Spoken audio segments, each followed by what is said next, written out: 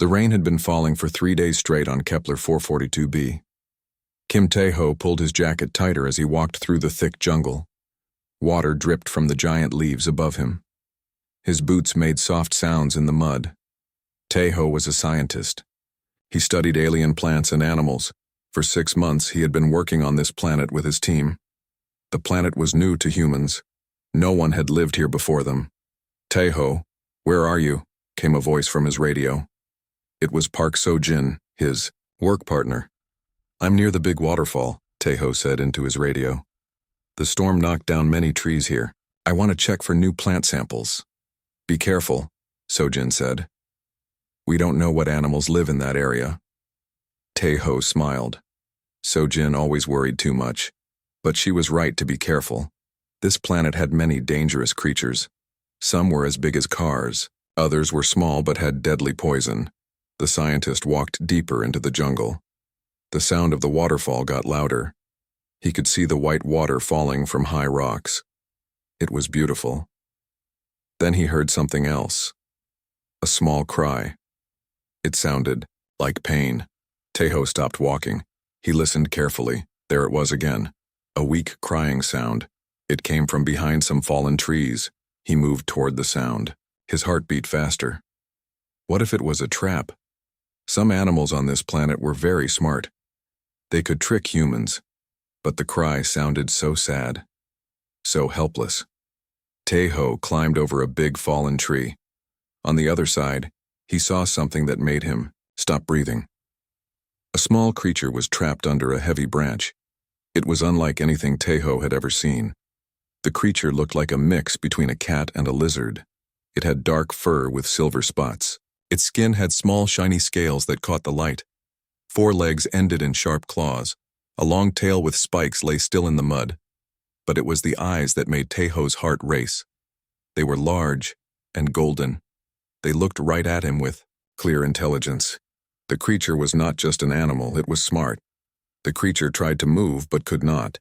The branch was too heavy. Blood came from wounds on its side. It was dying. Tae-ho's hands shook as he reached for his radio. "So-jin, I found something." "What kind of something?" she asked. "A creature. It's hurt. It's trapped." "Tae-ho, don't go near it. We don't know if it's dangerous." The scientist looked at the small creature again. It was no bigger than a house cat. Its golden eyes were full of pain and fear. But there was something else in those eyes. Hope. "It's just a baby," Tae-ho said. "It's going to die if I don't help." "No," So-jin's voice was firm. "Remember what happened to the team on Proxima 7? They tried to help a hurt alien. It killed 3 people. Tae-ho knew that story. But this was different. This creature was too small and too hurt to be dangerous. And those eyes, they were asking for help. "I have to try," he said. He turned off his radio before So-jin could argue more. Slowly, Tae-ho moved closer to the trapped creature. It watched him but did not try to attack. Instead, it made a soft sound, almost like a purr. "Easy there, little one," Tae-ho said in a gentle voice. "I want to help you." The creature's ears moved toward his voice. They were pointed like a cat's ears but had small spikes on the tips. Tae-ho studied the fallen branch.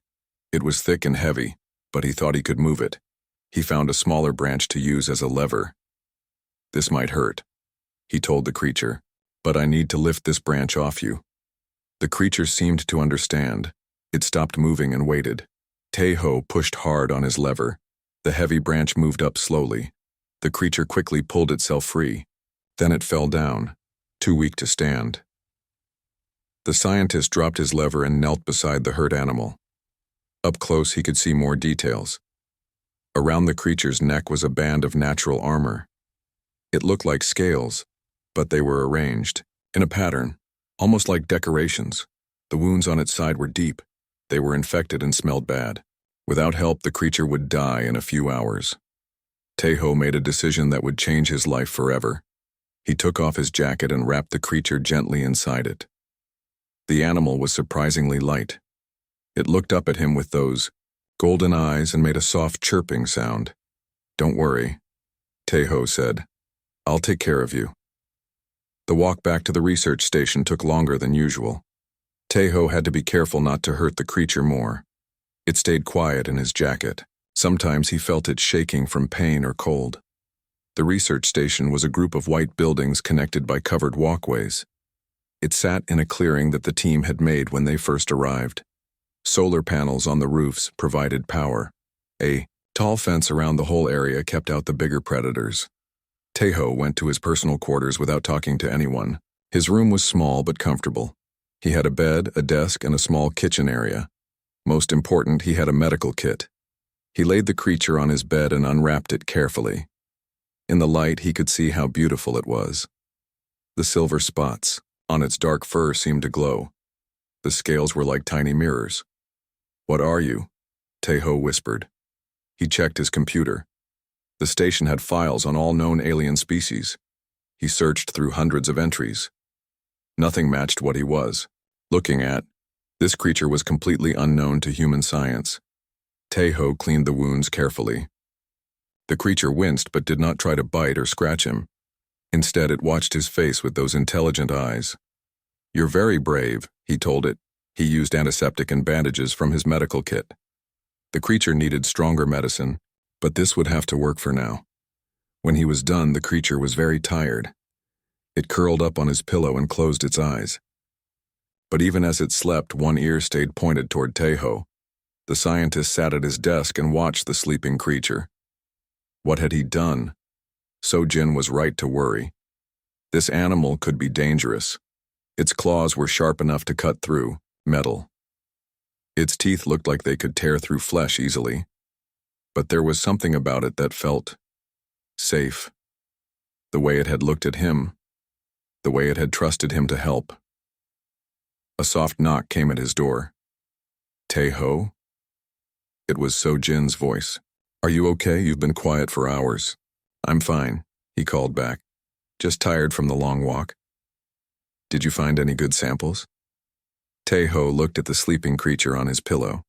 Its chest rose and fell peacefully. "Yes," he said. "I found something very special." After Sojin left, Taeho made plans. He would need to keep the creature secret until it was healthy. Then he would decide what to do next.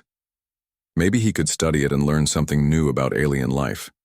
He had no idea that the small creature sleeping on his bed was one of the most dangerous predators in the galaxy.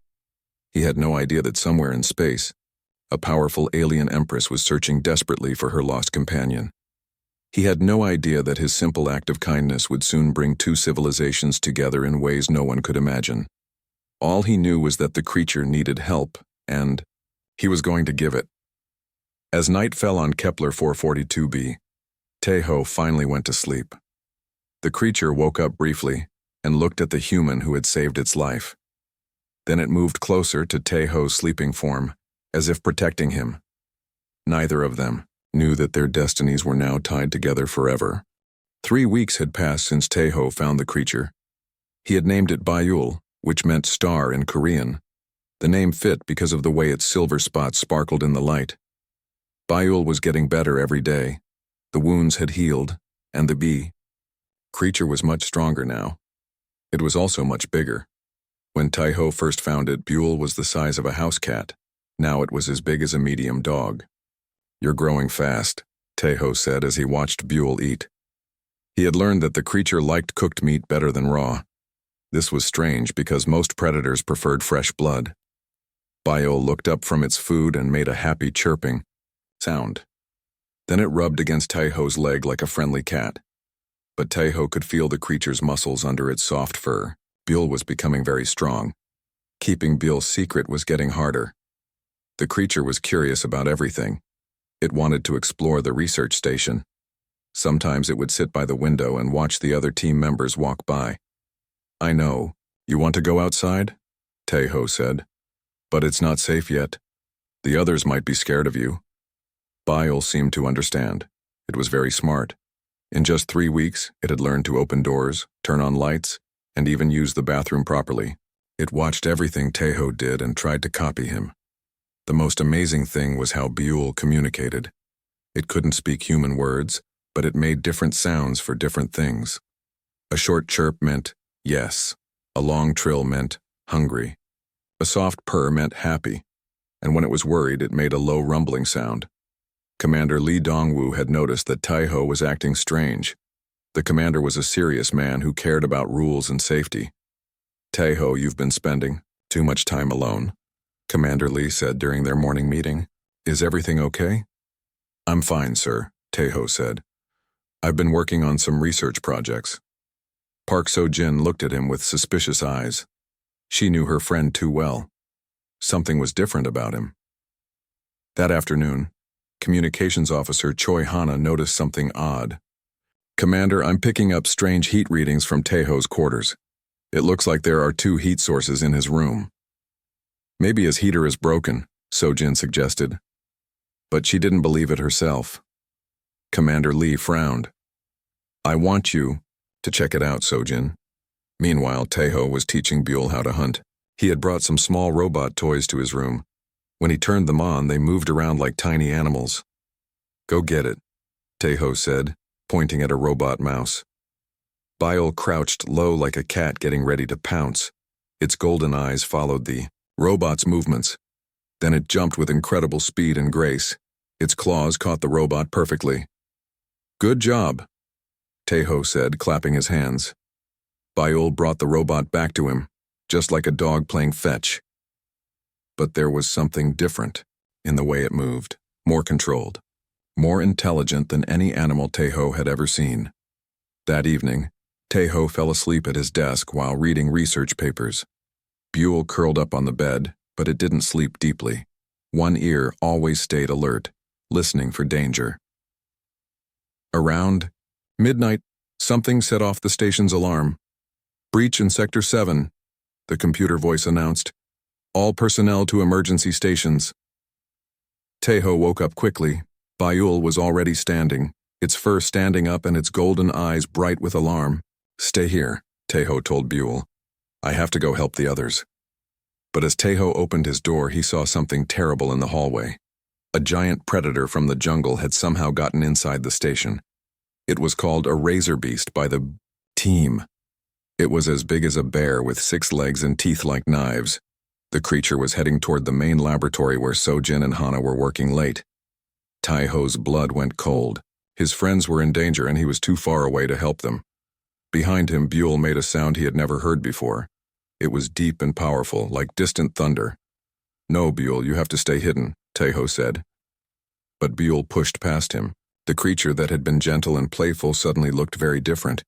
Its eyes blazed with golden fire. Its claws extended to their full length. The spikes on its tail stood up like weapons. For the first time, Tai-Ho saw what Buell really was. Not just a pet or a friendly animal. It was a predator, a very dangerous one. Buell ran down the hallway faster than Tai-Ho could follow.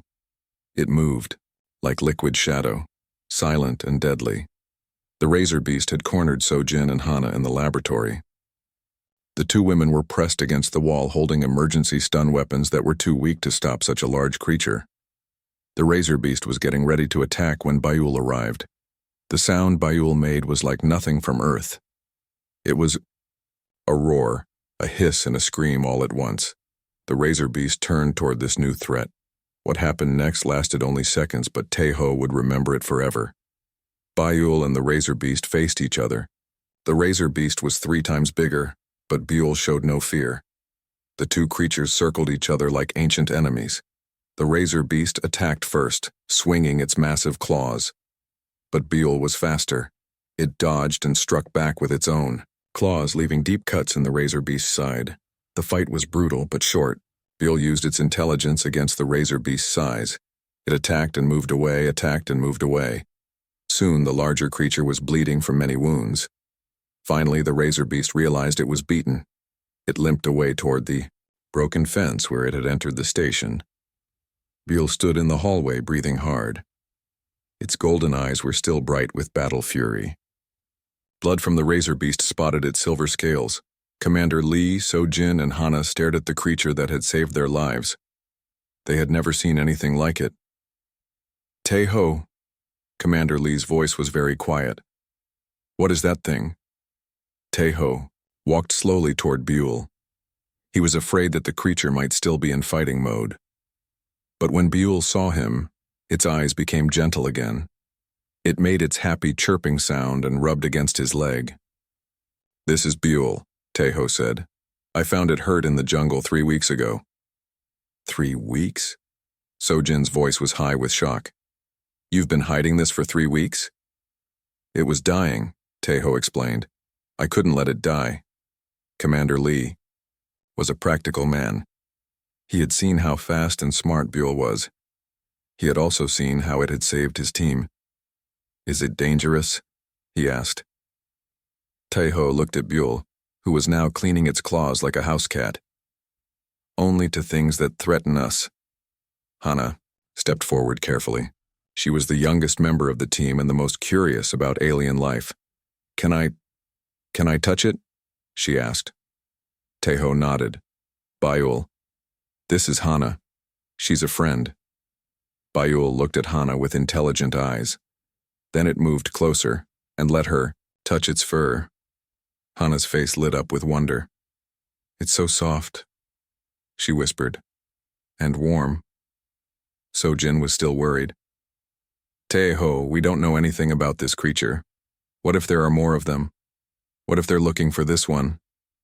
As if summoned by her words, the long-range sensors began beeping. Hana ran to check the readings. "Commander," she said, her voice tight with fear. "We have ships approaching the system. Big ones. And they're not human." Everyone looked at the sensors. The ships were still far away, but they were moving fast. Toward Kepler 442b, Buell made a sound Tejo had never heard before. It was sad and worried. The creature looked toward the sky as if it could see the approaching ships. "Do you know what those ships are, Bayul?" Tejo asked. Buell looked at him with those golden eyes. For the first time since Tejo had found it, the creature looked afraid. Commander Lee made a decision. "We need to prepare for contact. Everyone to emergency stations."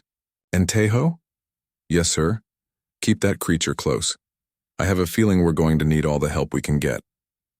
Outside the station, the alien ships continued their approach. Whatever was coming, Tejo knew that nothing would ever be the same again. He looked at Bayul, who was now pressed against his leg like a scared child. The creature that had been so brave against the razor beast was now trembling. "Don't worry," Tejo said softly. "Whatever happens, we'll face it together." But deep in his heart, he wondered if the people on those ships were coming to take Bayul away from him. The alien ships arrived at dawn. They were huge, dark vessels that blocked out the morning sun. Tejo had never seen anything so frightening and beautiful at the same time. "There are 12 ships," Hana reported from the communications station. "The biggest one is the size of a city." Commander Lee stood at the main window watching the ships hover above their planet. "Are they trying to contact us?" "Yes, sir. They're sending a message. But it's in a language I don't recognize." Bayul had been acting strange all morning. The creature paced back and forth in Tejo's room, making worried sounds. Sometimes it would stop and look toward the sky, as if it could see through the walls. "What's wrong, Beale?" Tejo asked. "Do you know who those people are?" Bayul looked at him with sad golden eyes. Then it did something it had never done before. It bowed its head and made a sound like crying. A new voice came through the communication system. This time it spoke perfect human language. "Humans of Kepler 442b, this is Captain Yoon Jae-sung of the Earth Diplomatic Corps. I am aboard the lead Thakari ship as a translator. Please respond." Commander Lee grabbed the microphone. "This is Commander Lee Dong-woo of Research Station Alpha. We hear you, Captain Yoon." "Commander, I need to inform you that the Thakari Empire is conducting a search operation on your planet. They are looking for something very important to them.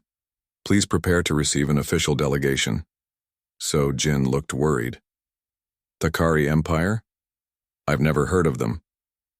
"They're from the far edge of known space," Hana said, checking her computer. "Very advanced, very powerful, and very dangerous." An hour later, a smaller ship landed near the research station. It was beautiful, made of smooth metal that seemed to flow like water. Strange symbols glowed along its sides. The ship's door opened, and 3 figures walked out. 2 of them were clearly soldiers, wearing armor that looked like it was made from the same flowing metal as the ship. They were tall and thin, with pale blue skin and large dark eyes. But it was the 3rd figure that made everyone stop breathing. She was obviously their leader. She wore robes that seemed to be made of starlight itself. Her skin was pale blue like the others, but her eyes were different. They were golden, just like Bayul's eyes. A crown of silver metal sat on her head, and she moved with the grace of a born ruler. "I am Empress Kira Velnathi of the Thakari Empire," she said. Her voice was musical but filled with sadness. "I seek an audience with your commander." Commander Lee stepped forward. "I am Commander Lee. Welcome to our station, Your Majesty." Captain Yoon, a middle-aged Korean man in a diplomatic uniform, walked beside the Empress. "Commander, the Empress has been searching for something very precious to her, something that was lost on this planet several months ago." The Empress's golden eyes looked around the station. "I will know if it is here. I will feel its presence." Taeho's heart began to beat very fast. He had a terrible feeling that he knew what the Empress was looking for. "What exactly are you searching for?" Commander Lee asked. The Empress closed her eyes and took a deep breath.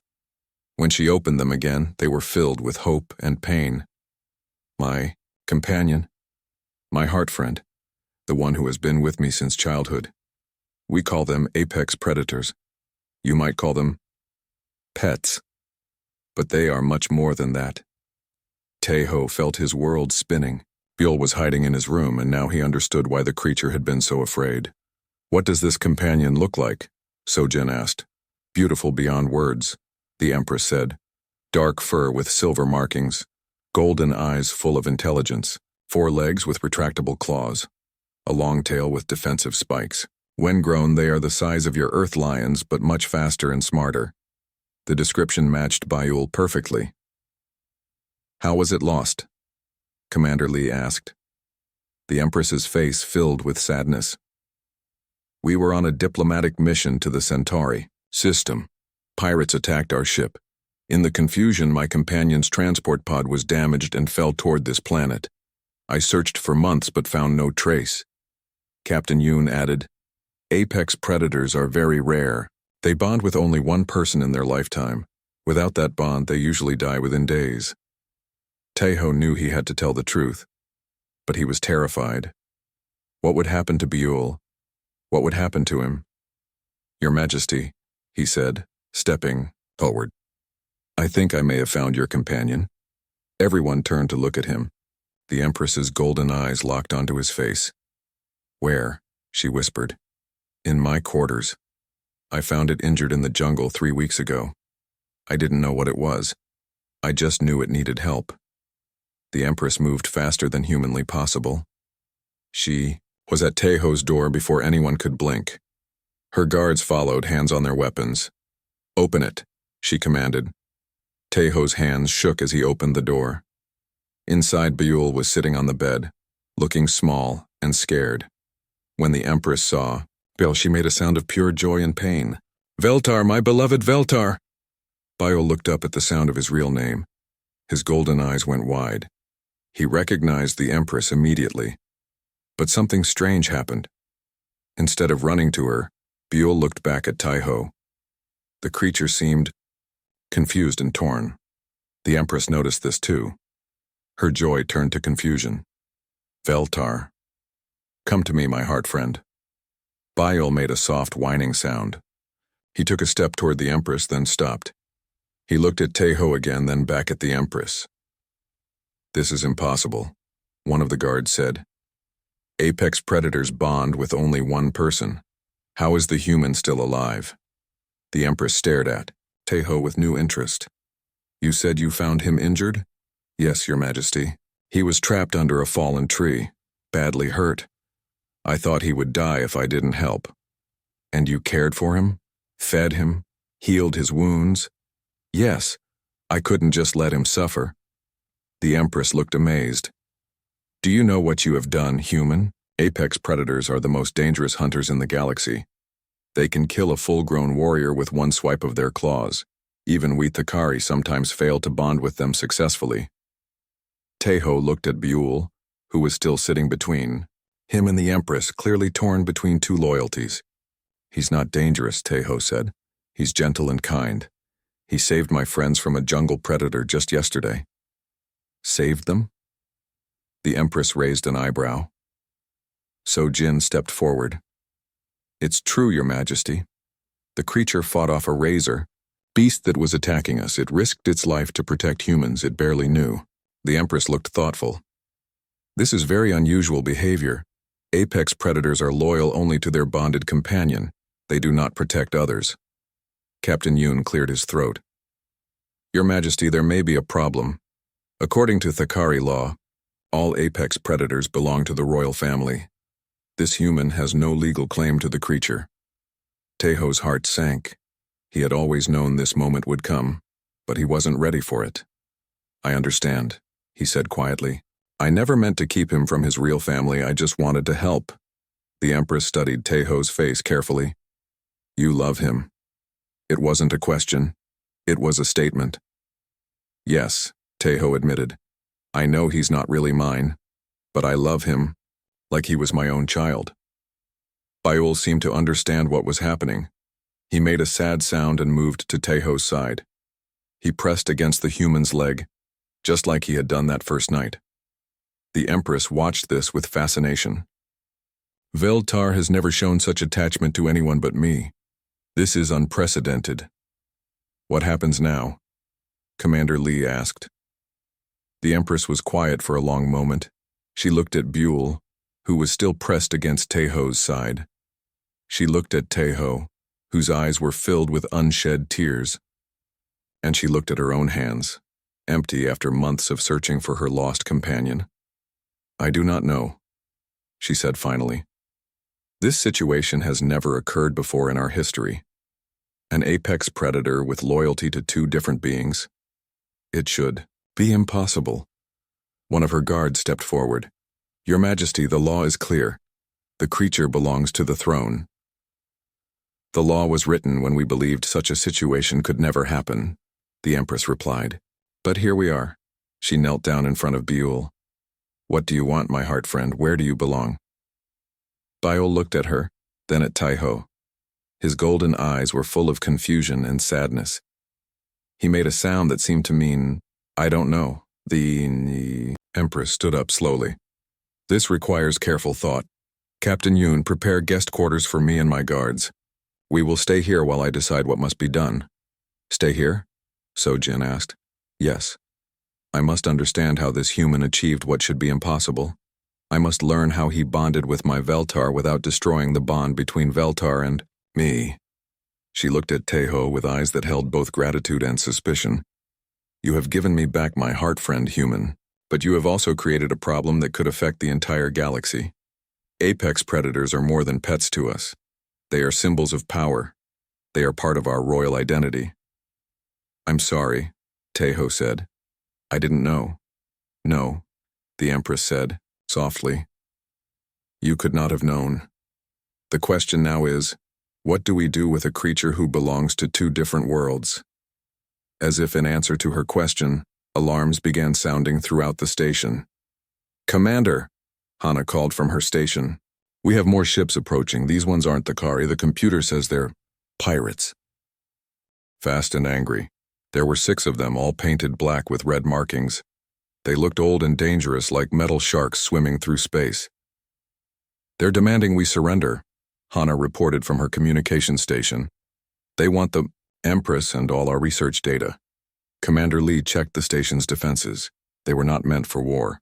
The research station had only basic shields and a few small weapons. How long can we hold them off, he asked. Maybe 20 minutes, Sojin said, looking at her computer. They have much bigger guns than us. The Empress stood tall and proud, even though her ship was outnumbered. These are the same pirates who attacked my diplomatic mission. They think they can capture me and demand money from my empire. Her guards moved to protect her, but she waved them away. No. If we fight like this, people will die. We need a better plan. Taeho watched Bayul pace back and forth. The creature's golden eyes were bright with anger. His claws were out, and his tail spikes stood up like weapons. Bayul wanted to fight, but there was nowhere to go. The enemy was in space, and Bayul was trapped on the ground. Your Majesty, Taeho said, what if we could prove that humans and Thakari can work together? What if we could show that Veltar, can be loyal to both of us? The Empress looked at him with interest. What do you mean? You said this situation has never happened before. Maybe that's because it was never needed before. But now we have a common enemy. Maybe Bayul can help us fight them together. Captain Yoon shook his head. The pirate ships are in space. How can an apex predator fight them from down here? Before anyone could answer, the pirates began their attack. Red laser beams shot down from the sky, hitting the station's shields. The whole building shook. Shields down to 60%. Hanae called out. The Empress made a decision. We will transport down to my ship. From there we can fight back. What about us? Commander Lee asked. You come too. All of you. This is no longer just about finding my companion. This is about survival. But as they prepared to leave, one of the Empress's guards spoke up. Your Majesty, what about the creature? Apex predators cannot survive in space without special equipment. The Empress looked at Bayul, then at Taeho. He must choose. Stay here, with the human, or come with me and risk death in space. Taeho's heart broke. This was the moment he had been dreading. Bayul would have to choose between his two families. Bayul, Taeho said softly. You have to go with her. She's your real family. She can keep you safe. But Bayul surprised everyone. Instead of going to either the Empress or Taeho, he ran to the communication station where Hana was working. What is he doing? The Empress asked. Bayul put his paw on the keyboard and made urgent chirping sounds. His golden eyes looked back and forth between the humans and the Thakari. I think he's trying to tell us something, Hana said. She looked at her screen. Wait, he's accessing the tactical display. How does he know how to do that? The screen showed the positions of all the ships. Bayul touched different parts of the screen with his claw, making patterns. Taeho watched carefully. He's showing us battle tactics. Look, he's pointing out weak spots in their formation. The Empress stared in amazement. Impossible. Apex predators are smart, but they don't understand space warfare. This one does, Sojin said. He's been watching us work for weeks. He learns everything. Captain Yoon studied the patterns Bayul was making. These are actually good strategies. If we could coordinate our ships like this. Another blast hit the station. The lights flickered. Shields down to 30%, Hana announced. The Empress looked at the tactical display, then at Bayul, then at Taeho. Your creature, your Veltar, he wants to help both sides fight together. He's not just my creature or just yours, Taeho said. He's choosing to protect everyone he cares about. The Empress was quiet for a moment. When she spoke again, her voice was different, softer. Perhaps the laws of my people are not meant for a situation like this. What do you mean? Commander Lee asked. I mean that maybe some bonds are bigger than tradition, maybe some loyalties are worth more than rules. Another pirate blast shook the station. This time, sparks flew from damaged equipment. We need to make a decision now, Captain Yoon said. The Empress looked at her guards. Prepare the transport beam. We're all going to my ship, including the humans, including Veltar. Your Majesty, one guard protested. The creature might not survive the transport. Then we'll make sure he does, and the human stays with him. Taeho's eyes went wide. You want me to come with you? Veltar has shown us something important today. He's shown us that loyalty doesn't have to be divided. It can be shared. If he can be faithful to both of us, then perhaps we can be faithful to both of our peoples. The transport beam was like being turned into light and put back together again. Taeho felt dizzy when it was over, but he was amazed to find himself on an alien spaceship. The Thakari ship was beautiful inside. The walls glowed with soft light and everything was curved and smooth. It felt alive somehow. Biol seemed nervous but excited. He stayed close to Taiho but kept looking at the Empress with respect. "Welcome to my ship," the Empress said. "Now, let's see if your tactics work, Veltar." The battle was like nothing Taiho had ever imagined. The Thakari ships moved like dancers, following the patterns Biol had shown them. The human research station worked with them, providing sensor data and communication support. But the pirates were experienced fighters. They had better weapons and more ships.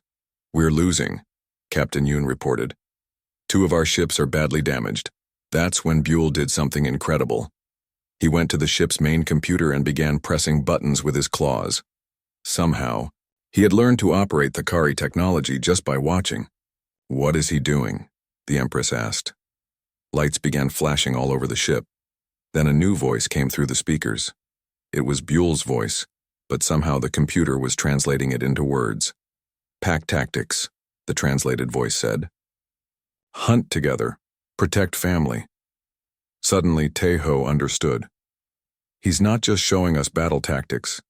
He's teaching us how to think like a pack, like a family. The Empress's eyes went wide. Of course. Apex predators are pack hunters when they need to be. He's trying to make us all work as one unit. Following Buell's guidance, the human and Thakari ships began moving differently. Instead of fighting separately, they worked together like parts of one big creature. The research station became the eyes, seeing everything. The Thakari ships became the claws, striking fast and hard. The pirates didn't know how to fight against this new strategy. They were used to fighting individual ships, not a coordinated pack. One by one, the pirate ships were disabled or driven away. The last one sent a message before it fled. "This isn't over. The galaxy will hear about the human who stole from the Thakari throne." When the battle was over, everyone was quiet. They had won, but they all knew that bigger challenges were coming.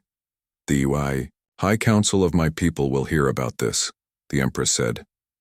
"They will not be happy that I fought alongside humans. They will not understand about Veltar's divided loyalty." "What will happen?"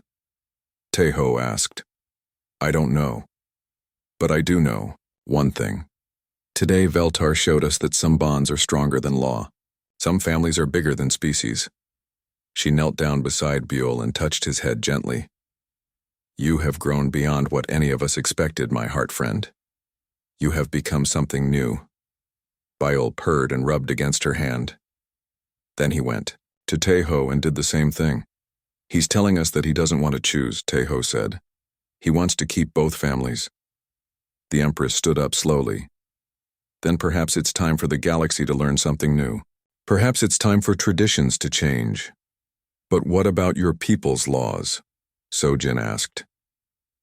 The Empress smiled, and for the first time, she looked truly happy. "Laws can be changed by those who have the power to change them. And I am the Empress." She looked at Taiho with respect. "You saved my companion's life when I could not. You gave him love when he was alone. You taught him to protect others, not just himself. Perhaps you have something to teach my people as well." "What are you saying?" Taiho asked. "I'm saying that maybe it's time for humans and Thakari to learn from each other. Maybe it's time for new kinds of bonds, new kinds of families." Buell made his happy chirping sound and settled down between Taiho and the Empress. He looked content for the first time since the ships had arrived. But outside the ship, space was vast and full of unknown dangers. And somewhere in that darkness, the pirates were spreading word of what had happened on Kepler 442b. The real test was just beginning. 3 months had passed since the pirate attack. The Thakari High Council had finally sent their answer to Empress Kira's request. The message arrived on a golden ship that sparkled like jewelry in space. Taiho stood beside the Empress in her throne room aboard the flagship. Buell sat between them, now fully grown and magnificent. He was as large as a lion but moved with the grace of a dancer.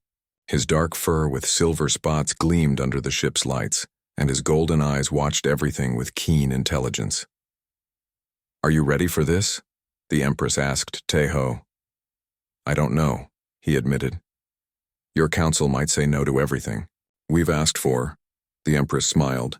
Then we will make them understand. Together, the council's representative was General Rath Velnathi, the Empress's older brother. He was tall and stern, with the same golden eyes as his sister but none of her warmth. He did not approve of humans, and he especially did not approve of what his sister had done. Sister, he said as he entered the throne room. The High Council has reviewed your request. They are not pleased. Tell me their decision, brother, the Empress said calmly. General Rath looked at Taeho with cold eyes. The council has decided that the human may keep the apex predator, but only under certain conditions.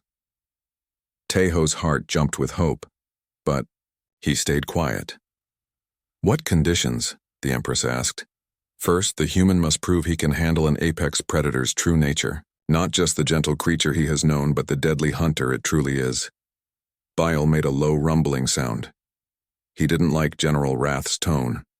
Second, the human must swear loyalty to the Thakari throne and accept the rank of Royal Apex Keeper. And third, the Empress asked. General Rath's voice became harder.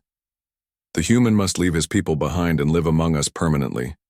No human may hold such a position while maintaining ties to their own species.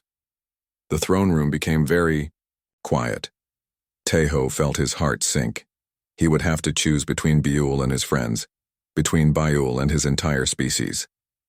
That is unacceptable, the Empress said firmly.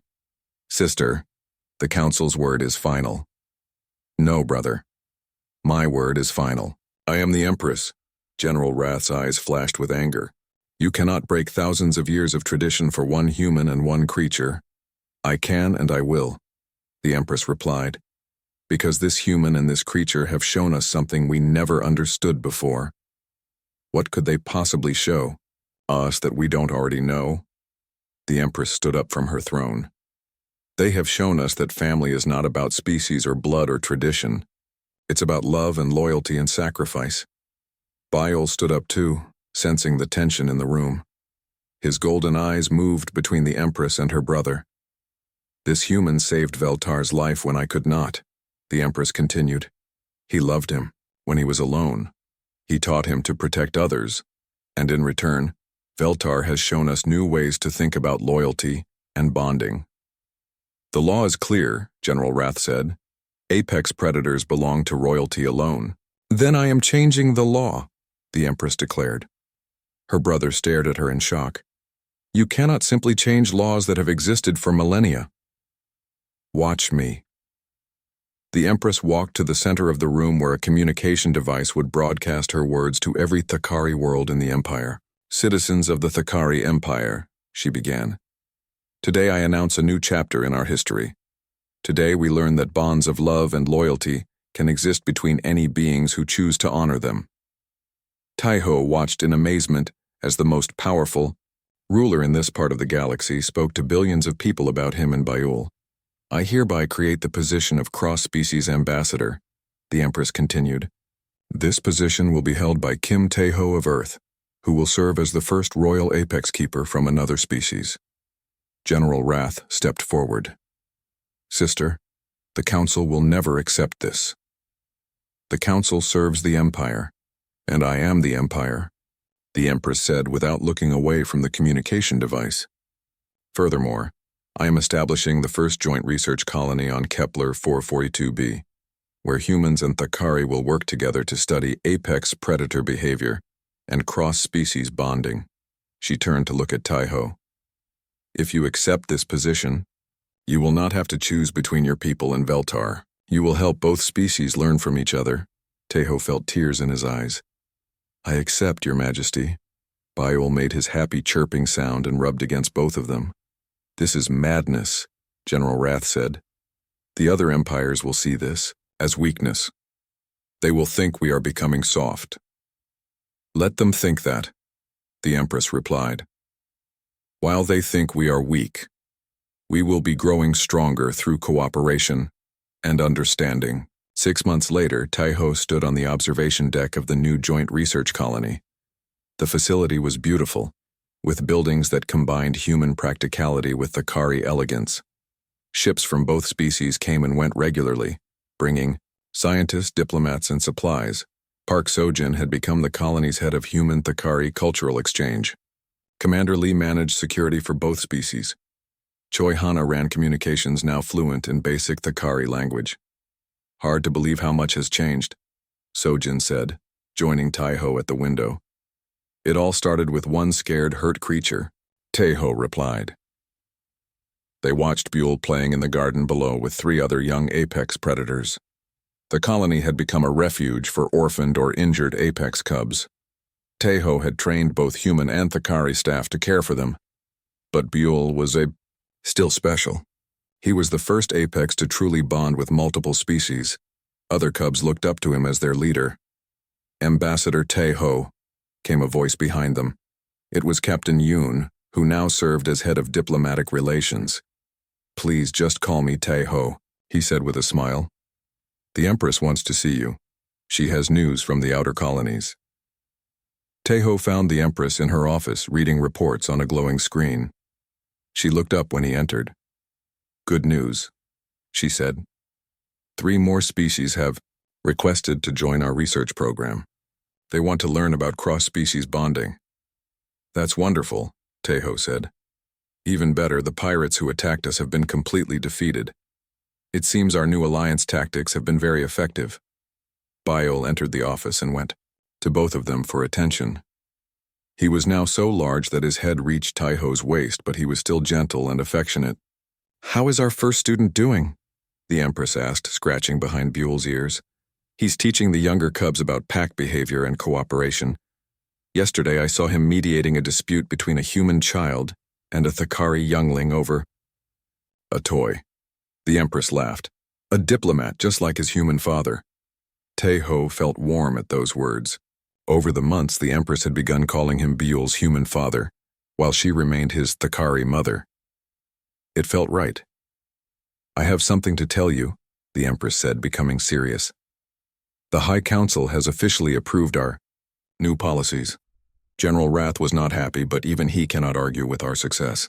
What success? Trade between our species has increased by 300%. Our combined military tactics have made this entire sector safer.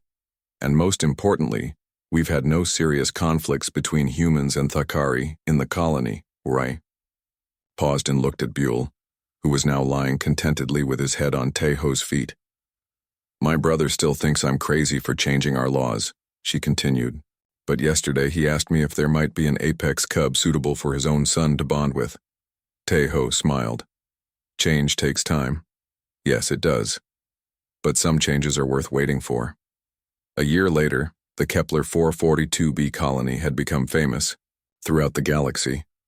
Beings from dozens of species came to study cross-species cooperation.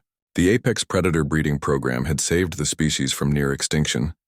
Taiho now supervised a staff of 50 beings from 12 different species. But his favorite part of each day was still the evening walk he took with Buell through the colony's gardens. Remember when you were small enough to fit in my jacket? He asked Buell as they walked. Buell made a sound that seemed like laughter. Then he did something he always did at the end of their walks. He sat down and let Taiho lean against his warm side while they watched the sunset. The Empress often joined them for these quiet moments. Tonight was one of those nights. Any regrets? She asked Taiho as she sat on Buell's other side. About what? About choosing to save one hurt creature instead of following the rules. Taiho looked around at the thriving colony.